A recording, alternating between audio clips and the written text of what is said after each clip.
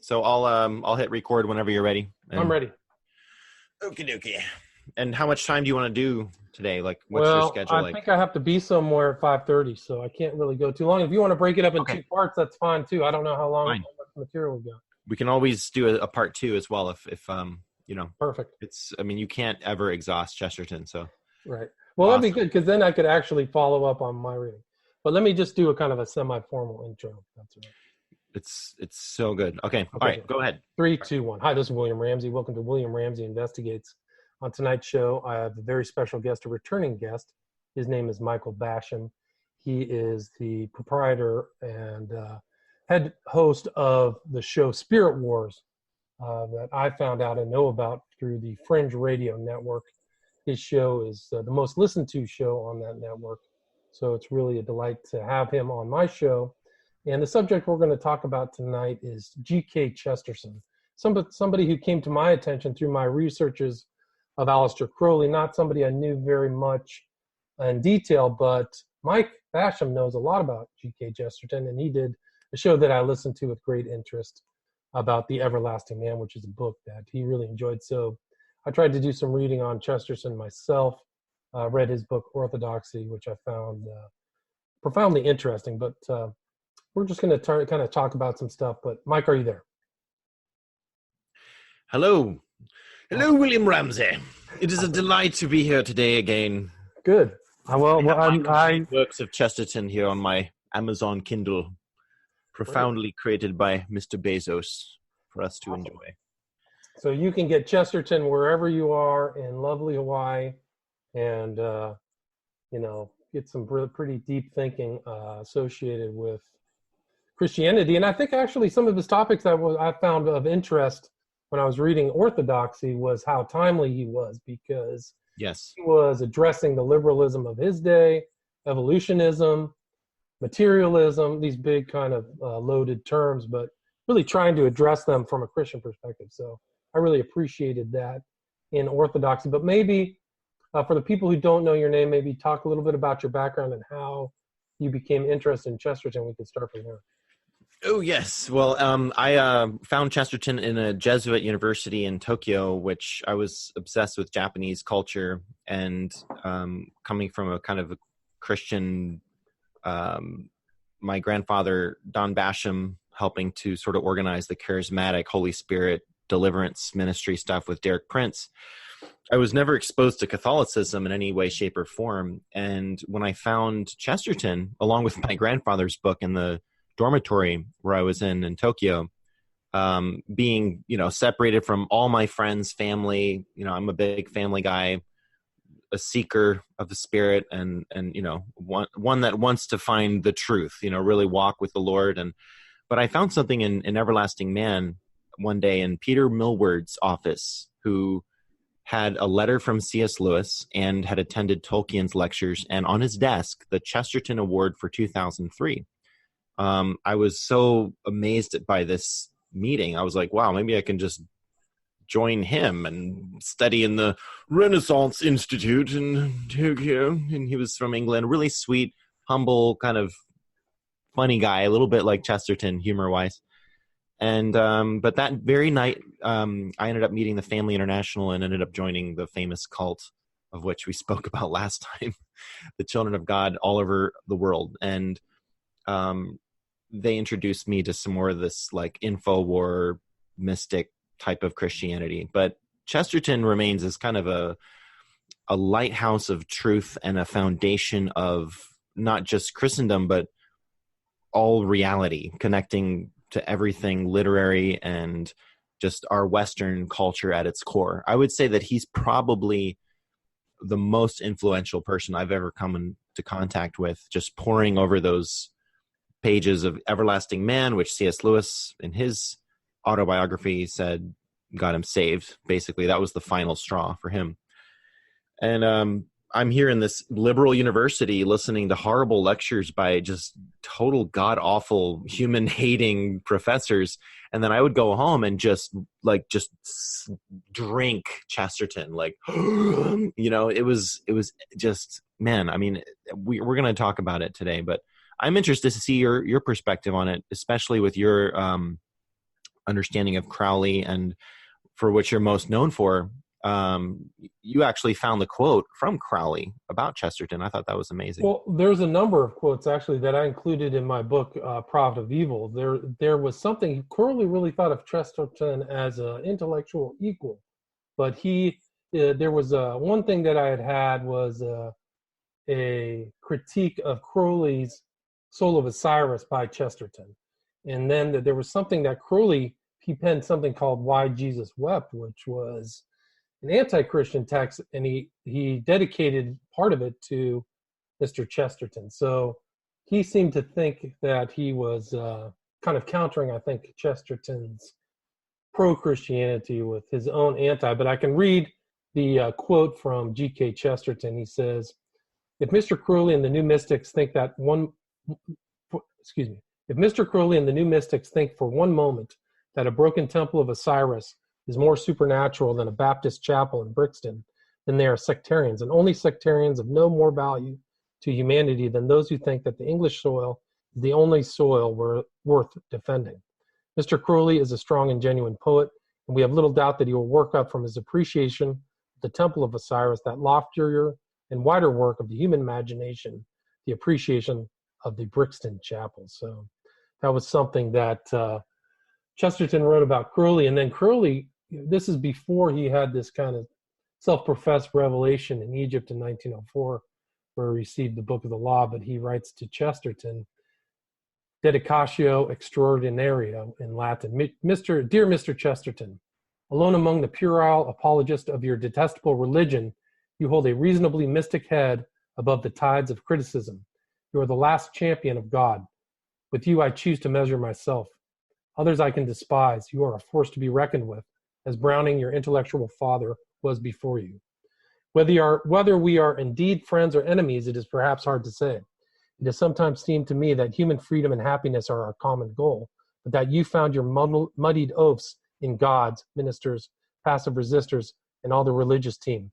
The Brixton Bahinchits, I don't even know what that word means, we might call them. While I, at once a higher mystic and colder skeptic, found my Messiah in Charles Watts and the devil and all his angels. The occasion of this letter is the insertion of a scene equivalent to an appreciation of the Brixton Chapel. So he's referencing Chesterton's earlier analysis of Crowley in my masterpiece, Why Jesus Wept, and I hope you will like it.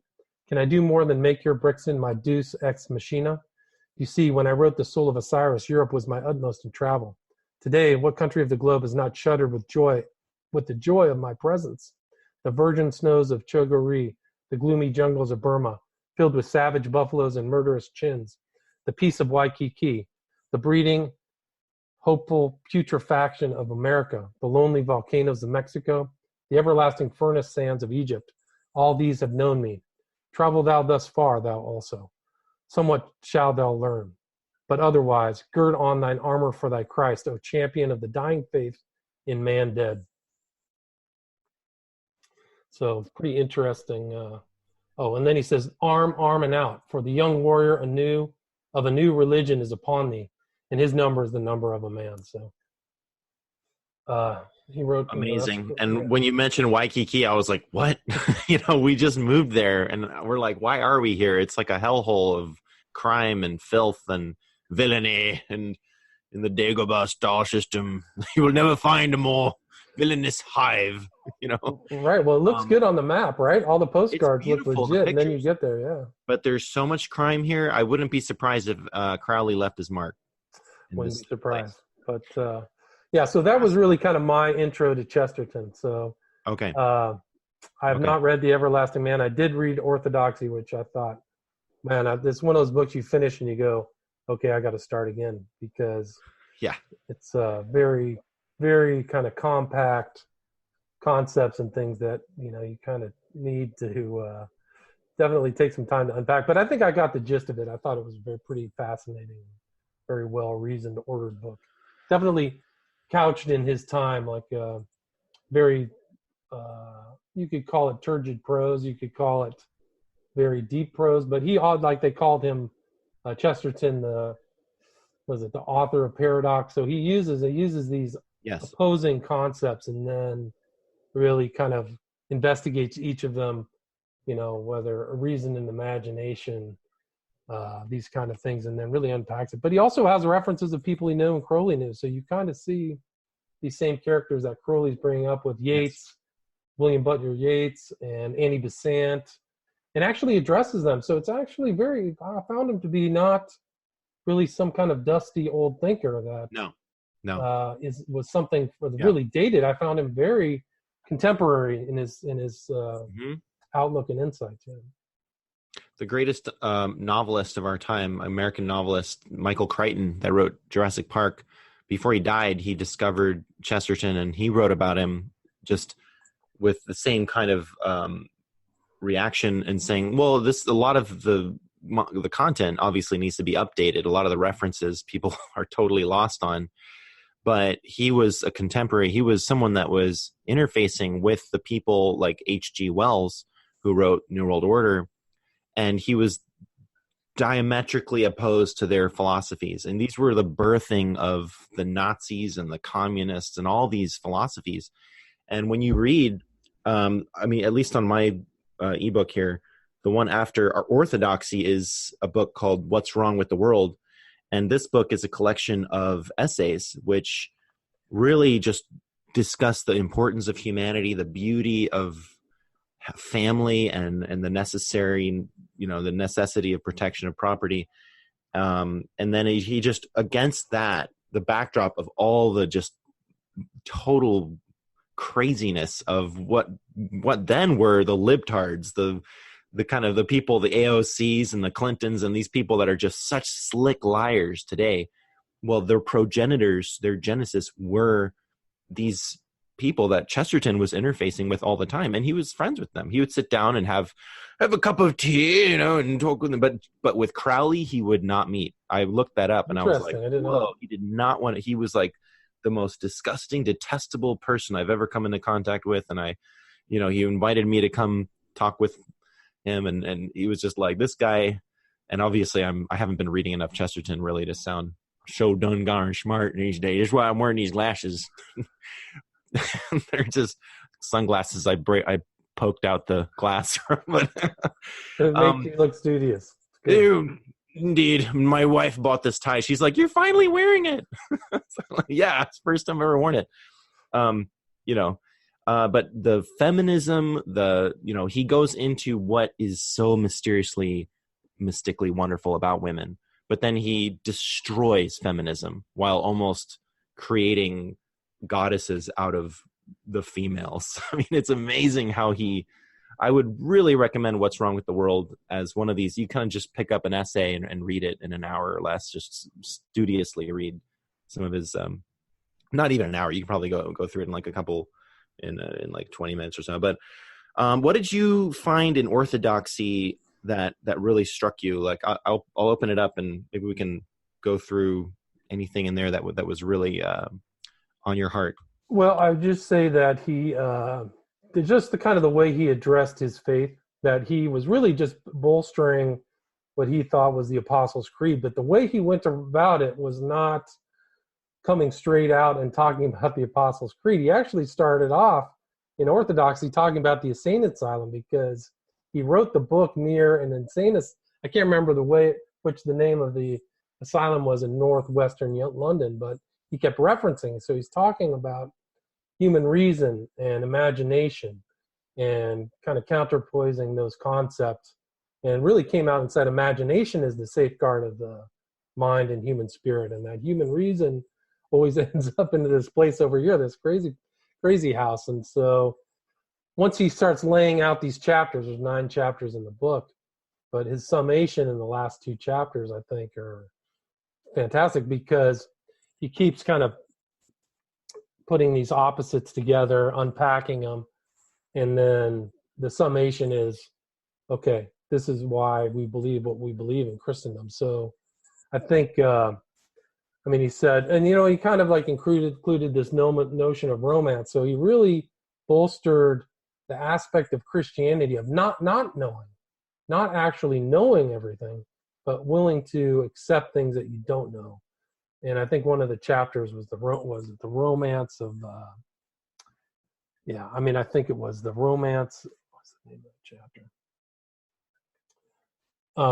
Romance of our orthodoxy. So Orthodoxy. yeah, so he Yeah. talks about orthodoxy, but I think in the common, and he doesn't mean Orthodox Catholic Church or anything like that. No. It really means the Orthodox ideas. But I think that most people would think of the orthodoxy, at least I would at least think of it as kind of like, okay, this is this, lettered notions within Christendom.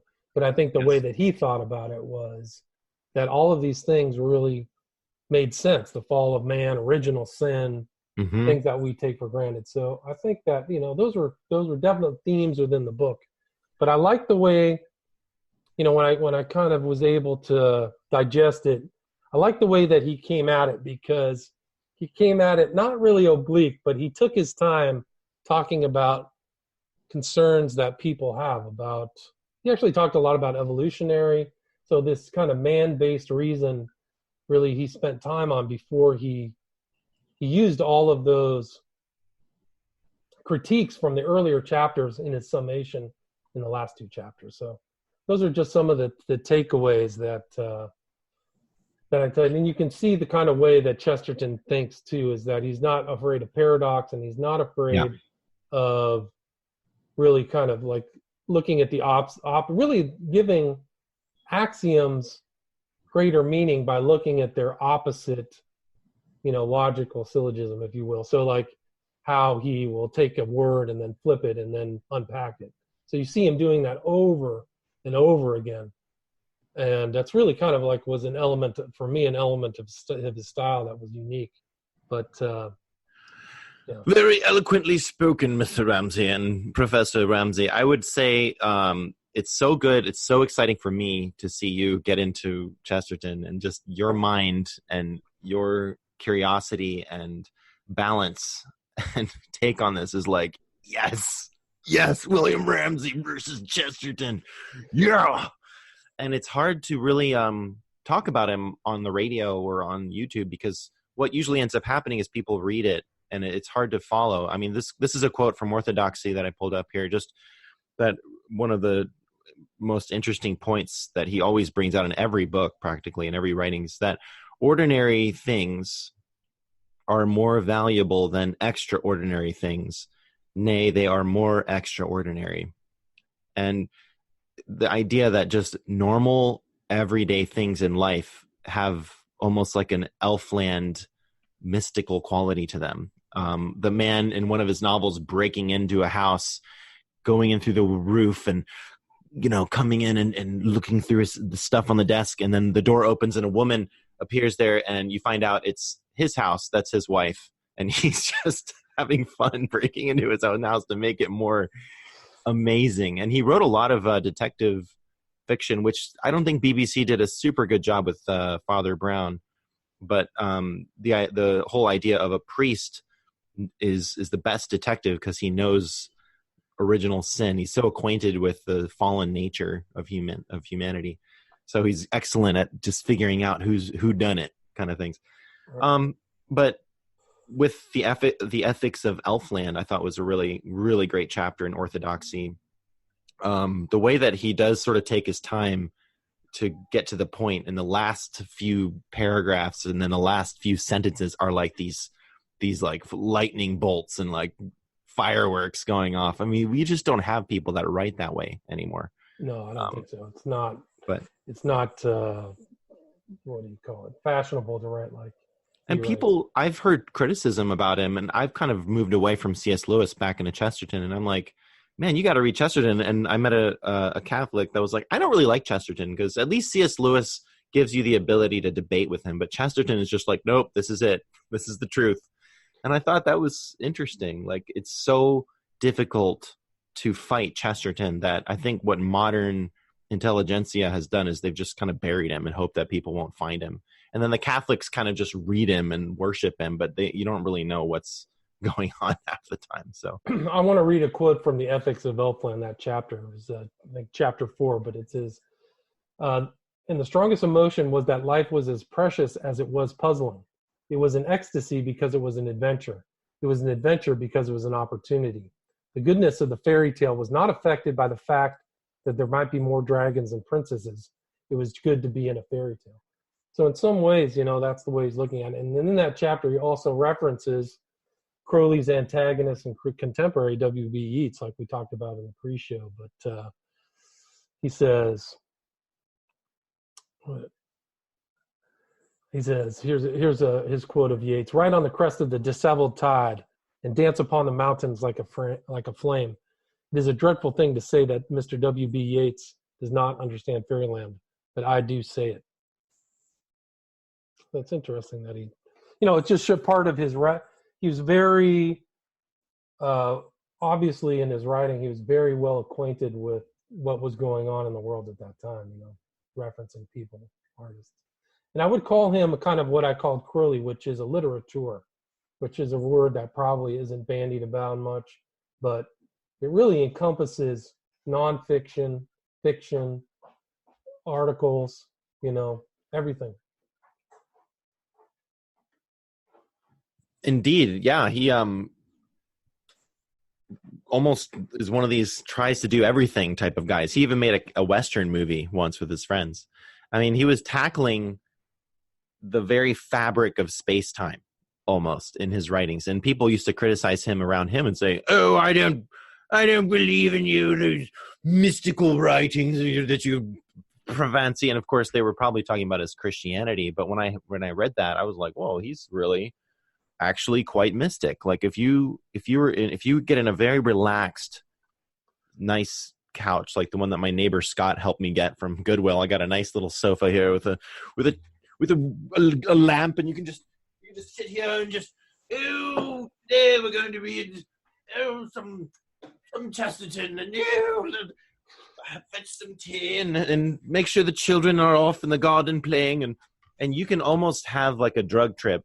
And believe me, I wasn't even drinking or any kind of substances at all, maybe the occasional cigarette when I found Chesterton, but I would literally feel like I was being transported into this, not just on a weird magical trip into fairyland, but like the intellect. If you can somehow merge with the intellect of Chesterton, suddenly you have this kind of this mind-bending universal understanding of all civilizations, of any area that he focuses that laser sight. In Chesterton, in Everlasting Man, there's one chapter where he's just discussing the fact that rather than what the evolutionists are saying, that civilization is always growing and evolving better and better, he's like, no, let's look at these great mighty facts, these two towers of civilization, Egypt and Babylon. And then he just paints this picture of all their gods and their philosophies and what they attain to, and then their decline and their collapse. And in many ways, they were more advanced and more civilized than civilization today. So he uses that kind of imagery in your mind, and then he paints this, look, there's nobody that can say that we didn't have civilization long before that. These civilizations gave you the picture in Egypt and Babylon that humanity was already old, that there has already been so much that's happened before. Whereas everybody likes to start off with saying, well, we have the Fertile Crescent, and then we had the caveman came out, and it's like, no, all we have is just cave drawings from a few. This is what guys do when they go hunting. They're probably just drawing out like, all right, Bob, you're going to come from the right, and Tom's going to get the stag from the left, and you go after the mastodon, Charlie. And that's what we do. We build fires, and men go out and we do things like that. And so what Chesterton really does is he gives you that ability to step out of the mind control, the MK Ultra sort of induced insanity that we live in. We're living in a maniac society. It's really, and it's great that I was in the elevator the other day. I was like, man, I don't have enough time to prepare for this broadcast. Maybe it's good that we're just kind of talking about him universally like this, but I think so. I suddenly thought, Chesterton even toyed with insanity. Like he would take breaks from his intellect, and then he would just pretend to be kind of insane. And even that was just so fun. But that's interesting that you bring up those points, because that's part of this orthodoxy is like, what is best for man? What drives people insane? Their rationalism. But it's also the component or an aspect of the book is his vast knowledge of civilizations. he even puts things in context, puts the Ten Commandments in the context of a lot of those moralisms were universal at that time, that people will look at it as just like, oh, this comes from, the Jewish holy books, but he was like making comparisons. So you see that breadth, the depth of his knowledge and contextualizing his ideas within earlier civilizations. And that, it takes a very learned person to be able to include that into the narrative of his book. So I thought that was interesting.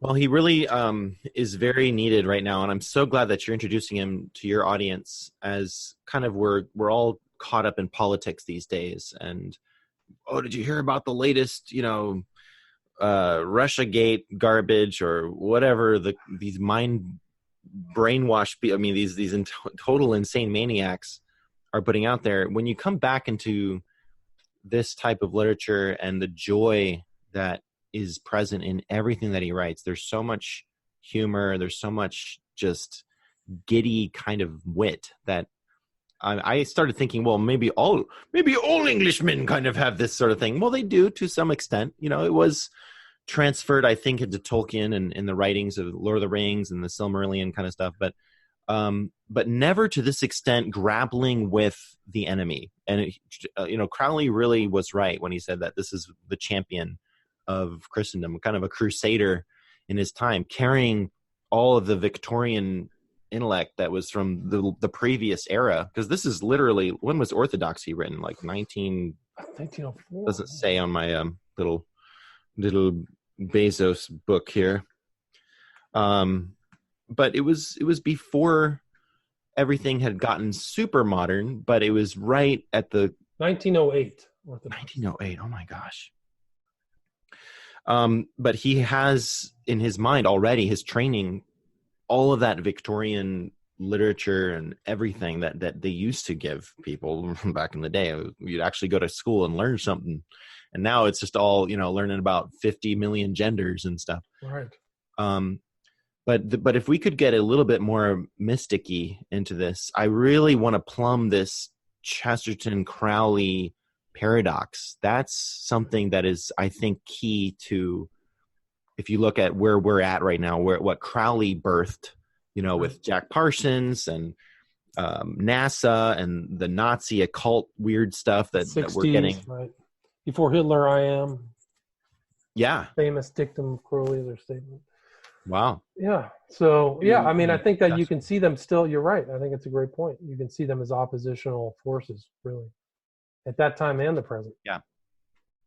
Well, because with Chesterton, you have him birthing sort of the Lewis Tolkien kind of where virtue and honor are honored, rather than the Harry Potter kind of, let's just, do weird hocus pocus stuff. And by the way, the wizard's gay and it's just like whatever.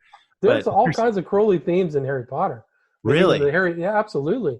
Even the words 56, Harry Potter, 5 and a 6 is 11. I didn't know that. Pentagram and the hexagram. So he's a magician. He's a born magician. There's all kinds of, the wand that he has is 11 inches, which is Crowley's, prime number in the Book of the Law. Oh, wow. Yeah, it just gets even worse. What is it? He's an alchemist, Harry Potter. So even Potter references the clay of the alchemist. Yeah. Not the actual real kind of material alchemist, but the spiritual alchemist, right? Yes. Somebody who goes. So Harry Potter, she was very smart if she even wrote it herself. Honestly, I don't even know if I believe her gestational myth about where Harry Potter came from because of the depth of her references. And all very, very, very intelligent.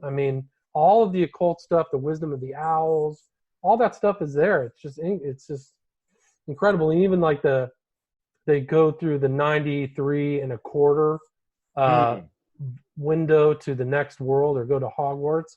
And there's Crowley's 93 right there. So they have to say 93, right? Oh, wow. Yeah, so it's like, yeah. And you can draw that line right through Crowley to her. So, and her, apparently she took on, that K wasn't even a given name. She took on the K, the 11th letter of the alphabet, for her pen, her pseudonym. Yeah. It's not her born name. Yeah. So it gets really heavy duty. Like, yeah. Well, we're looking at this culture showdown happening right now. Hold on, let me wipe off my glasses here. Yeah. Culture war. The wars of good and evil and light and dark are becoming so evident. I would say even just 15 years ago, it was so more gray. It was hard to know that, Bush was actually kind of involved in something as horrible as 9/11, or that the Hollywood industry could be so controlled by the Illuminati, and people like Alex Jones were made fun of most of the time. And it was only if you were in some kind of weird counterculture movement that you would even find that stuff to be true, or maybe a country boy or something, that just somehow knows everything. You would have to study to find out all the Illuminati cult stuff. You would either have to be an X1 or take that time to really just look into the original texts, which takes a lot of time. Yeah. Yep. So, I mean, I know we're kind of just broad stroking what Chesterton's writings and, orthodoxy and the foundations that he laid.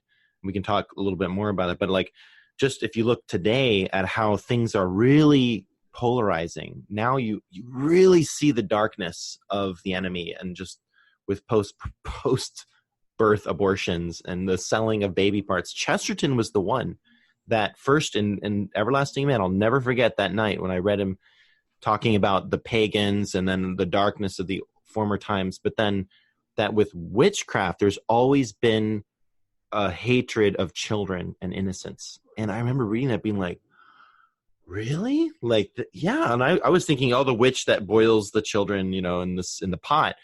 But it really is like that. Like, I had no idea. I was sitting in a Jesuit dorm. Like, I mean, even God knows what was going on there. There was priests that, they were so gay with like all their boyfriends going down to the big communal bath house downstairs. And no offense if anyone's got those tendencies, it's not really anything I'm gonna judge, but it was just like there was weird stuff going on with priests and students in the Catholic Church. The priesthood is very gay if they're not pedophiles, or there's not a lot of heterosexual priests, to be honest with you, to my knowledge.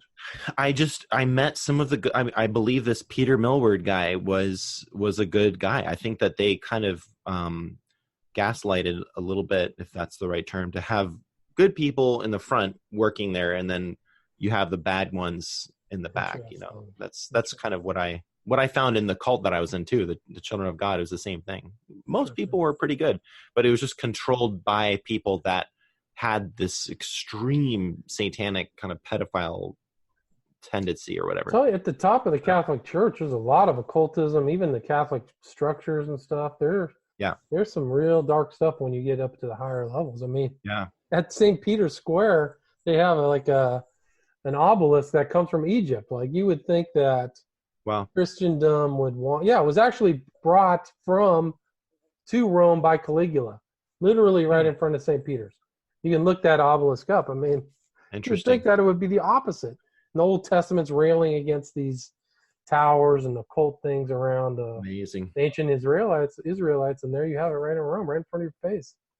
Do you think that might have been on Chesterton's part a little bit of a blind spot, that he chose to just, because he wasn't really honestly investigating everything about Catholicism, he seemed to kind of use it as kind of a bulwark, a fortress of faith from which to, focusing outward at like all these New World Order philosophers and Nietzsche and fighting the good fight. But do you think he maybe missed that part? I mean, back then, obviously, it wasn't quite as evil as it is now, too, I think. But. Well, that's a good point. I mean, it might have been different. I think that people are attracted to the church, capital C church, and that may have been Chesterton's desire, was to be like, I want to be part of this, what they state or ostensibly state as their tradition back to Christ or Peter. So yeah. I think that may have been, but I'm glad that you brought it up, because for me, at a very surface level, like, you went back to the Catholic Church, that was where your end was. It's kind of feels like a head scratcher. So, but it doesn't take away from his fundamental writings. For me, I didn't feel like I was reading Catholic as somebody who came up in the Catholic Church, not a very active Catholic by any means, but when I read Orthodoxy, that was not anything in my mind. Like he was repeating Catholic Orthodoxy specific to the Catholic Church, or even to Eastern Orthodoxy or anything. I didn't feel like he was stating that. The Apostles' Creed, to me, is fairly benign. Maybe I should read it again. Although I did read, there was another creed that he was talking about, which was a lot weirder, which was the Nicosian Creed, the one that comes out of the Egyptian Church. Okay. Remember that? So he talked about the Trinity, Trinitarians, but yeah, I mean, you also kind of have to parse through and get kind of a finer grain understanding of what his real Catholicism was and how he came at it. There's a lot. I mean, there's a lot of different types of Catholicism too. So anyway, but I probably have the same reservations and misgivings that you have about that.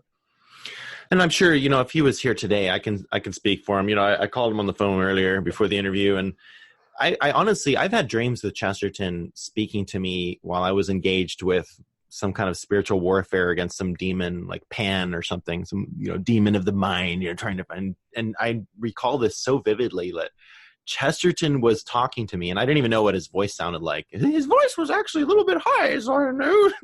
Is that true?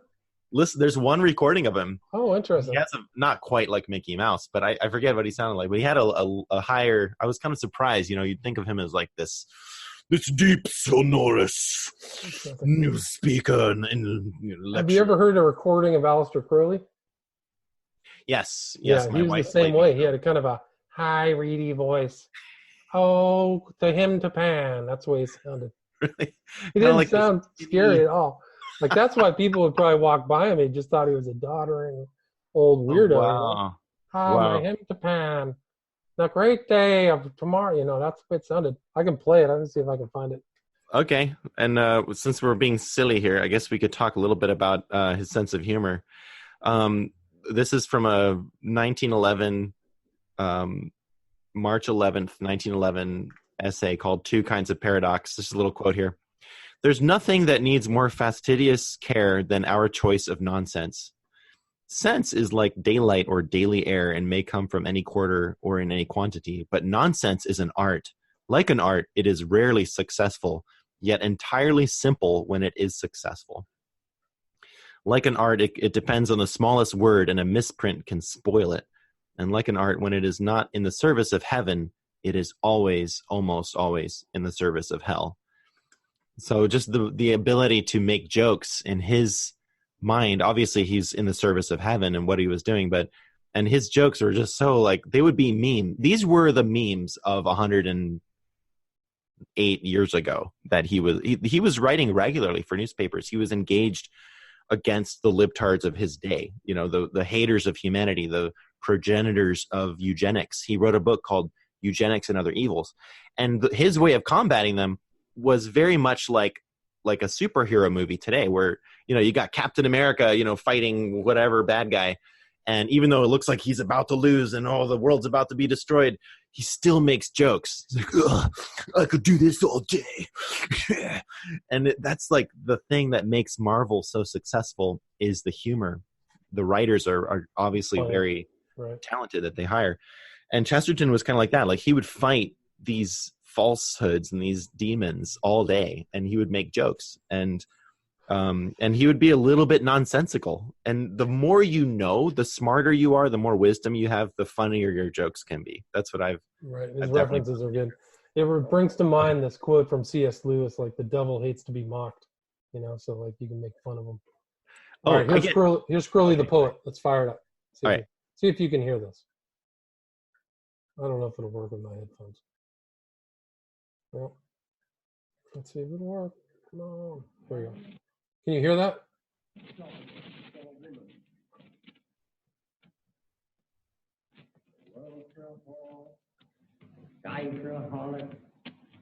All life with your dog for a woman of solace. A bitter exchange, a bad bargain, right? It may seem.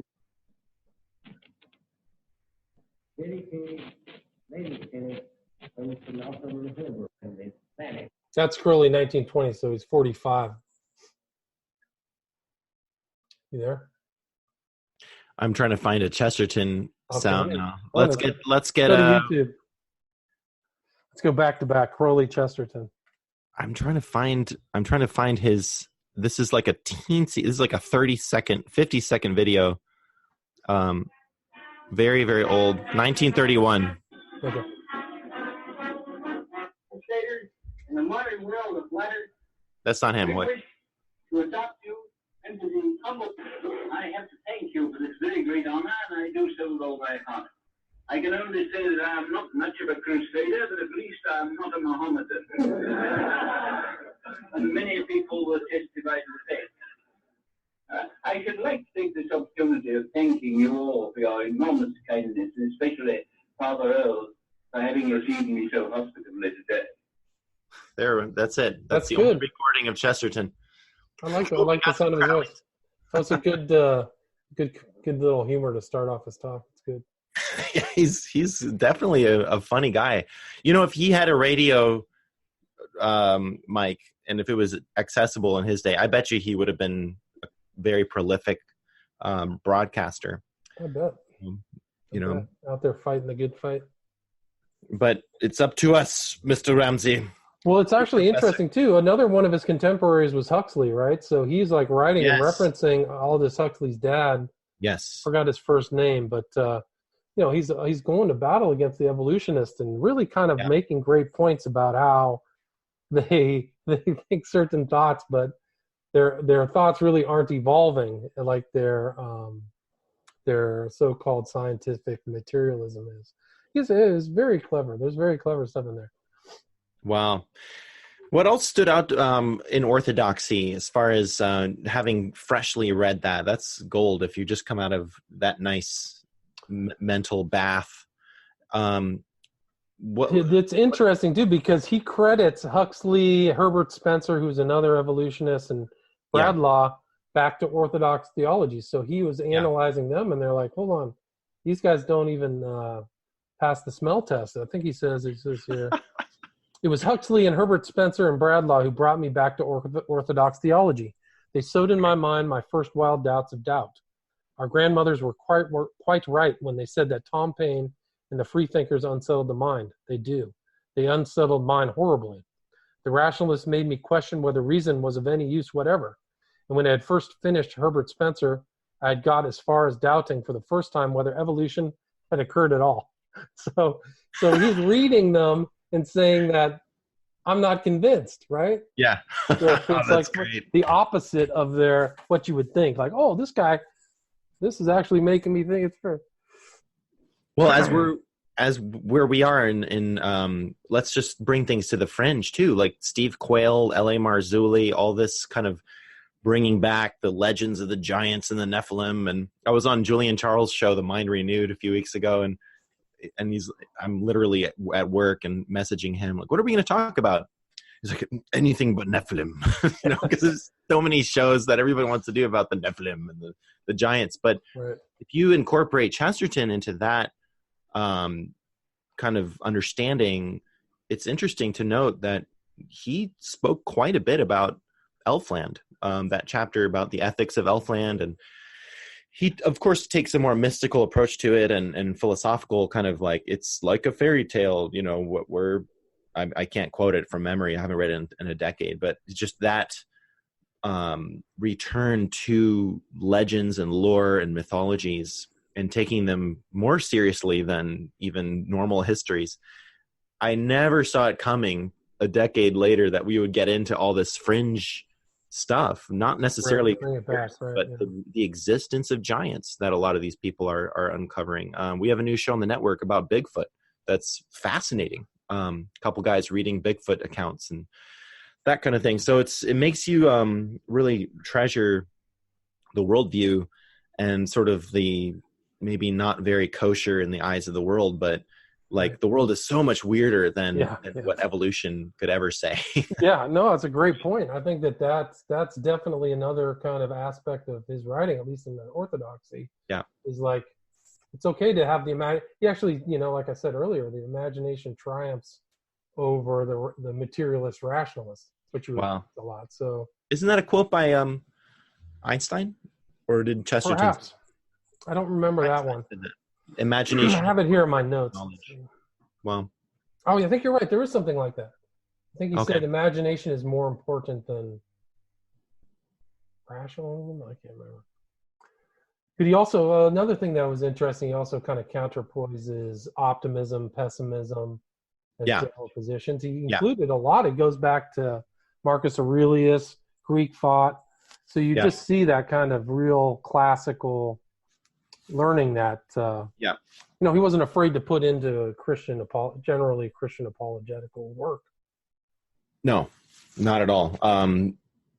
It's amazing that he was tackling literally the philosophies that were going to murder hundreds of millions of people to come in the next decades. You know, his brother died in World War I. He went through that horror of he saw all that trauma, but then he was basically exposing, kind of in a much more gentlemanly way, but basically the InfoWars of his day. It was exposing these evils that were coming, but the way that he did it was with so much optimism. You're right. It was so, you would never feel that sense of despair and hopelessness that you feel when you spent a little bit too much time on YouTube watching one too many documentaries about, and you know, I mean, you have way more guts to face some of this stuff than most of us for long periods of time, but that sense of just like, oh, I've been staring into the abyss a little bit too long again. And the abyss is staring back at me and I'm feeling yucky today.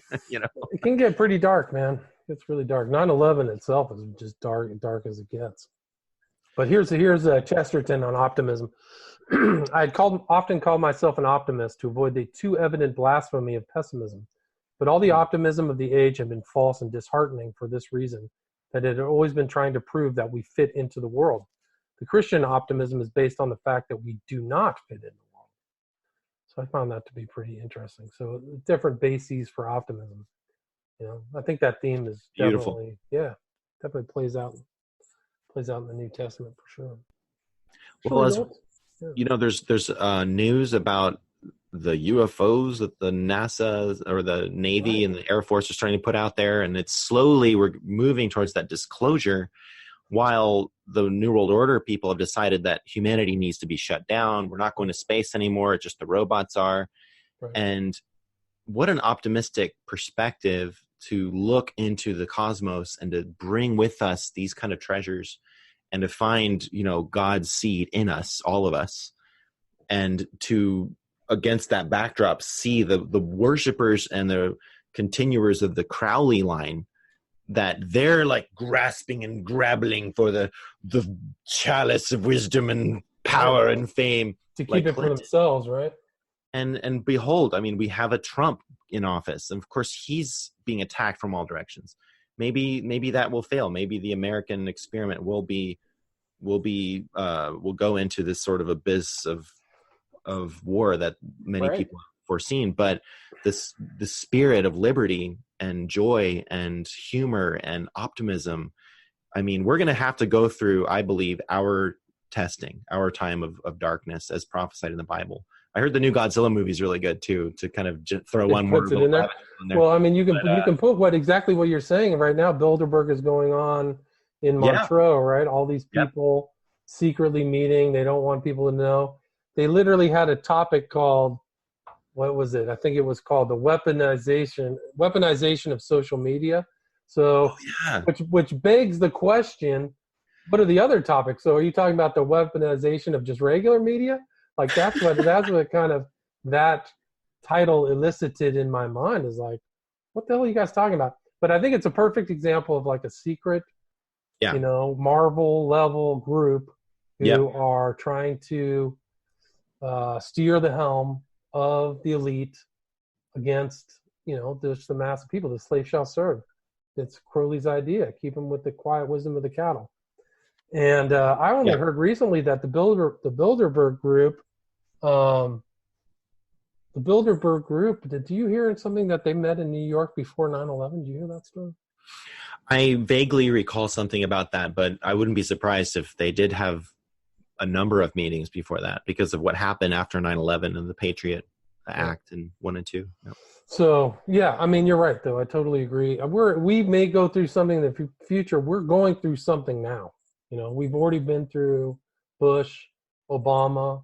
Trump is amazing, man. He's really up against very powerful secret forces. The whole idea of the whole Russia thing was just a big scam to waste time, told the statute of limitations.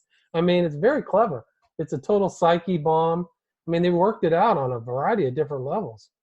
Fool the public, just create mass hysteria. So you've just seen you the people of the United States have seen just an incredibly ornate, thought out conspiracy right in front of their face. Whether those people are ever going to get any form of justice from that is unknown to me. It's a massive waste of time too. Massive waste of 2 years. Exactly. And when you talk to people who are awake about this, it's like, brother, you know, I'll tell you, in Hawaii, it's very hard to find anybody. It'll be like, I'm going out to, you know, get a late beer from the Long's Drugs, and I'll ask the security guard, would you just mind watching my bike for just 1 minute? They're going to close, the alcohol thing closes in 5 seconds. I got to run in there. He's like, all right. And I come out and I'm, thank you. And I talk to him and I find out he's a major red pill wake guy. And I give him my card and I'm like, look, we got this network. We have a studio right here in Waikiki, and we're trying to reach out to other podcasters, or we're networking. And it's like, we're here, man. We're here. We're doing it. And he's like, yeah. And he's like doing the graveyard shift, you know, he's Yeah. one in a million. But hey, those are the kind of people that we're talking to, that are listening to your podcast. You have a great audience, by the way. Oh, thanks. Likewise. I think that a lot of people are unwilling to talk about it in public, because I think a lot of people they're just really hungry for information, good information, which is why CNN, they're literally like YouTubers who have 10 times the audience on a weekly basis than CNN. And these jokers like Don Lemon and Vanderbilt, whatever is Cooper, Tucker, no. Anderson Cooper, Cooper, Vanderbilt, they're getting paid like big dollars to just deceive people. And I don't think it's going to stick for much longer, honestly. And you've seen this thing on YouTube that now the go-to defaults on the algorithms are all these crappy corporate media. Like, oh my God, if you put it through these queries, all you get in response from media is CNN, Fox, MSNBC. Corporate media is disgusting. Yeah. So YouTube is a real problem. I've had so many. Yeah, don't even get started on YouTube. So there's a lot of changes happening. Things are still happening in our face, and I think that some of these ideas of Chesterton still remain relevant in current times. Definitely. Yeah, I hope the audience doesn't think we're just like done talking about him too. Like all the stuff that William Ramsey is talking about on his show is absolutely connected to thousands and thousands of quotes and topics. The paradoxes, the shipwreck of the past, the wonder and wooden. I'm reading Divorce versus Democracy, Mormonism. I mean, he has so much Darwinism and mystery, you know, and the overall spirit of optimism while you're fighting them. You know, they're trying to ban memes right now. I'll go on Gab or MeWe. If anybody wants to follow me on social stuff, this Kindle goes right to Twitter too. If I highlight something and it pushes share, it only lets me post it to Twitter. So I'm like, okay, they haven't deleted me there yet. So if people want to follow me reading Chesterton, I'm going to be putting lots of quotes to my. Have you gotten canned off of Facebook yet? Almost. I'm gearing up for that, because there are messages that I'm just sending in Messenger to friends that are just like, this violates the standard thing. I can't even send a freaking message because the AI algorithms decided I couldn't send that link, or I couldn't send this specific sentence. People are telling me and screenshotting my profile and showing some of the memes that I'm pulling off of other social media sites like MeWe, which I hope people will follow William Ramsey there too. I'm trying to get do more posts there for sure. There's this one guy on MeWe that posts the most funniest memes. I'm always grabbing those and reposting them to Facebook and getting in trouble. And Facebook is like, they actually have people like going through memes and checking them to put little like, oh, this isn't true. Obama did help pay for some of those charities for the children, and you know, some meme making fun of how the Obamas barely ever did anything. So it's interesting to see this phenomenon happen, because I think the powers that be are gearing up for the next election, and they're not going to allow this kind of internet populism to have any roots. So that's why they're kicking people. That's why people are being deplatformed. That's why they're getting rid of all these memes, because the memetics of the Trump campaign, which was really his campaign was a total dumpster fire, but that didn't matter. What mattered is that people were fed up with the nonsense, and they don't want a lifelong, politician, whether it's Hillary Clinton or Joe Biden or anybody else. They don't want them in there, and I think that they're gonna try to fix this one and try to put this old creepy guy and creepy Joe in there, who is just terrible. I mean, it's like a 30-year pop. He's like, got busted. Idea ever. Oh, he has the worst record. He got busted for cheating in law school. I mean, really? He's had all kinds of scandals. Dude. So I think you're really going to see the hammers coming down on the people, and this alternate tech and everything like that is really going to be, especially with this election. I anticipate that these memes or anything critical of Biden, anything that makes fun of him, he looks like, Biden reminds me of is Fire Marshal Bill. The Fire Marshal Bill sketch that's on Living Color? Oh, yeah. You should watch Biden's speeches and Fire Marshal Bill together, man, right side by side. He looks like freaking Fire Marshal. Oh, my gosh. So all these things that make fun of him are not going to be allowed. They're not going to allow it. So. Yeah. Wow. Yeah. Anyway. Amazing times that we're in. It's hard. I know it's hard to stop everything and go and listen and read something like Chesterton, which even William Ramsey himself has said is not easy to just jump into one of these. You're like, oh, I'm going to read Orthodoxy and Everlasting Men. I'm like, bravo! I know. I was so overconfident. Classic William Ramsey. Oh, I can pull this off. Let's do this. Come on, let's go.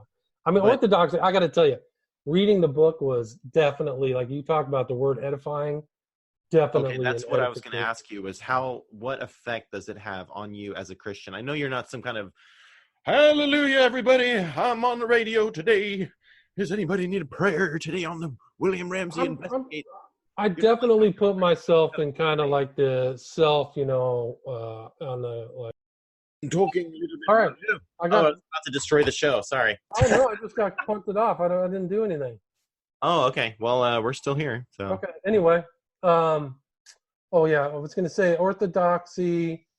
Oh, yeah. I was kind of like the more of like, I'm like a wretched sinner type Christian. But I think that this book itself was like, it's very sobering, edifying experience. I think altogether positive, because I like the way he contextualizes his arguments. And there's definitely, you really have to sit there and think, reread the paragraphs a couple times. And I didn't really know where he was going with his intro. He was talking about madness and the insane asylum. But I think the summation was really gratifying and very faith affirming for sure, but from a much more austere, intellectual, dispassionate type. Well, not dispassionate, but in a more like an apologetics, really, just an apologetics position. So for me, it was definitely worth the read. Yes, I think it's worth, if you have any inkling of a desire to go to seminary, just start with reading him, because those dusty old books about orthodoxy are just they're faith killers, really. They sap out all the passion, all the curiosity, all the vibrancy of meeting the real person of Jesus Christ. And one of my other favorite writers, Oswald Chambers, oftentimes brings that out, that in all of our efforts as Christians, like, we need to introduce the real man of Jesus Christ, not talk about him, not talk about the Bible. But if there's a way to introduce people to him, Chesterton is one of those people that actually, I believe, is imbued with that spirit, the living Spirit of God. As he's writing, there's just something very anointed about him. He's not just a charismatic guy that knows how to talk and make jokes and be entertaining. He's really kind of a prophet, actually, when you read him. And some of the, like you said, sometimes you're like, where are you going with all this? Because a lot of the times he's just having fun. He's basically, his books, he's basically ranting half the time. But he does read the news, then he goes and he attacks the Aldous Huxleys and the people that were living in their nightmare scenarios, the George Orwell 1984. I mean, George Orwell was way after Chesterton, but I think Huxley was probably Huxley was right around that time, was a little older. Yeah. So those concepts of a brave new world, of like living in a machine world, the Matrix, that was being birthed during his time, and he was grappling with that monster. He was Godzilla, like attacking Mothra and all the multi-headed dragon, and he was having a great time. So it's just too, I mean, if you haven't read Chesterton, like, you've really missed out. Like, you really I agree 100%. I feel like I should have probably read this 20 years ago, but no, I was just not exposed to Chesterton. Shame on you, William. Shame on you. I'd say it to my own detriment. But I got to be somewhere at 5:30. Mike, I got to run, bro. I have another engagement myself. Well, I think we should do a part 2 and then talk about the Everlasting Man. I think really what I'll pull out some of those barely even covered it. Yeah. That we could just go through just the topic of the structure of each chapter, and then, I mean, that book is the key to an intellectual understanding the gospel against the backdrop of all pagan civilization, and not alienating people. It really brings out the honor of the pagan, and in that kind of picture, it's almost easier to meet Jesus as a pagan rather than some Western, I mean, and we can bring back the Crowley side of that too, that people are just so lost and they've been listening to rock and roll. And not that I don't like rock and roll, but I'm just like, every song has something Crowley in it practically. And we're dealing with people that are in that system. So I'm really looking forward to that. And thank you so much. It's such an honor to get to talk with you. Always. Likewise, man. Likewise, for sure. And you're a scholar and a gentleman, Mr. Ramsey. So likewise, I love the tie, man. It's alrighty. It's great that you were willing to wear one for the thing. Next okay, time, I'm gonna dress up. I'm gonna dress up G.K. Chesterton style next time we talk. Awesome. Okay. All right, bro. God bless. Alrighty. Love you, man. Bye. Bless you.